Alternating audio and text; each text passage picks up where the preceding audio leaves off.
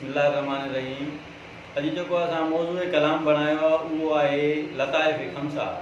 त लताइफ़ ख़म्सा छा आहिनि, उन्हनि जी हक़ीक़त छा आहे, उन्हनि जे वसीले छा छा हासिलु थी सघे थो, उन्हनि जा मक़ामात किथे आहिनि, इन ते चंद ॻाल्हियूं अर्ज़ु रखजनि थियूं। तो अर्ज़ ख़िदमत आहे त इंसान जे अंदरि मारिफत इलाही हासिलु करण जे लाइ अल्लाह ताला 5 मक़ामात पैदा फ़रमाया आहिनि।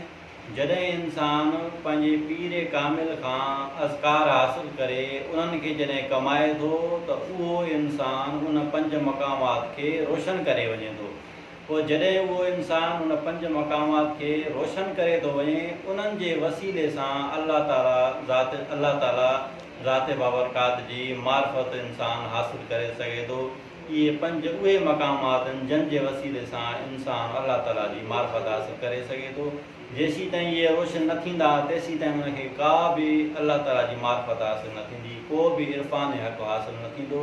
हाणे इहे कहिड़े तरीक़े सां रोशन थी सघनि था, इहे हिकिड़ा राज़ आहिनि। इहे राज़ पंहिंजो पीर कामिल जेको आहे उनखे ज़िक्र अज़कार जे वसीले सां स्टेज बाय स्टेज रहनुमाई कंदे सम्झाए सघे थो।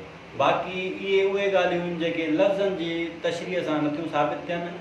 हाणे हिकु चैनल क्रिएट कयो अथऊं जंहिंजो नालो त मां नथो खणा, पर उन्हनि वेही करे हिकु लतीफ़े ते, रूह ते, अल्लाह जी ज़ात बाबरकात ते, सभिनी ते वेही करे फ़ुज़ूल हिकिड़ा तबसरा कया आहिनि जंहिंजो हक़ीक़त सां को बि वास्तो न आहे।